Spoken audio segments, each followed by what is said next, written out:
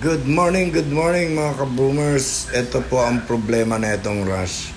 Pakita ko lang po sa inyo yung nagmapa na yung kanyang pintura. Yung dumi po, alos ayaw nang matanggal. Tingnan nyo.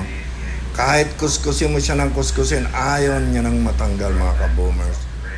Ayan po, dumikit na po. Ito po ang problema sa hindi natin winawax. Pinababayaan lang po natin sa labas.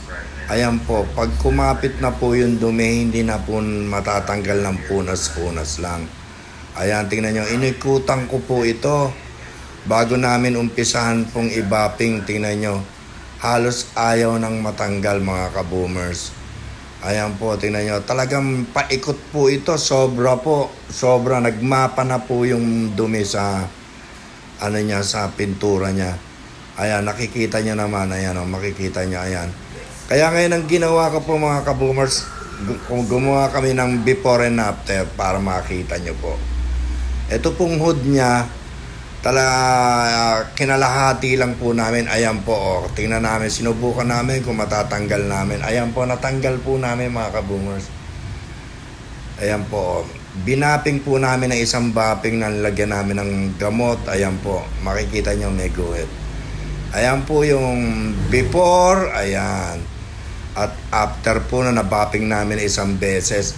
3-step bapping po ito. 3 gamot, 3 bapping. Una pa lang po ito. Kaya hindi pa po masyadong makintab. Kaya pakikintabin po natin.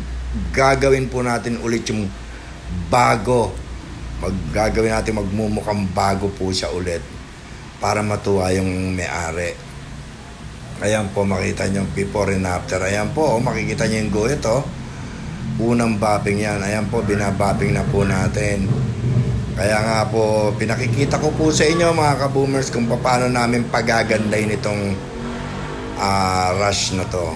Ayan, alam nyo po, bagong-bago ito kaso napabayaan po sa labas. Talagang walang linis-linis, naulan na, naarawan, ganun po. Kaya talaga yung dumi niya po talagang kumapit na po. Ayan, tignan nyo mga ka-boomers, iikutan natin to. Pakikita ko po sa inyo kung gaano po kaganda mga ka-boomers nung aming nabapping na ng 3-step bapping. Talagang makikita nyo talaga sulit po ito. Ayan Ayan po ang top na natapos na namin. Tignan nyo po. Napakaganda. Para po siyang bago. Nakalalabas lang galing kasa. Tingnan nyo, inikutan po natin yan. Wala ka na po makikitang mapa ng dumi.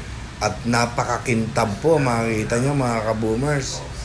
Ayun lang mga ka-boomers, kaya nga po tuwan-tuwa yung may-ari nung nakita niya, hindi niya akalain yung kanyang sasakyan babalik ulit ang ganda.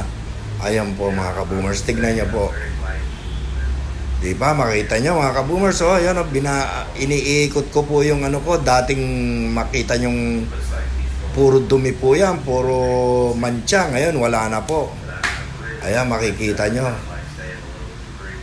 Ayun lang po mga ka-boomers Mamaya babalik tayo ulit. Ito, meron na naman po tayong nagawang napagandang sasakyan. Ito pong Rush. Magandang umaga po. God bless you. Thank you for watching. Kaboom! Boom boom! Salamat po.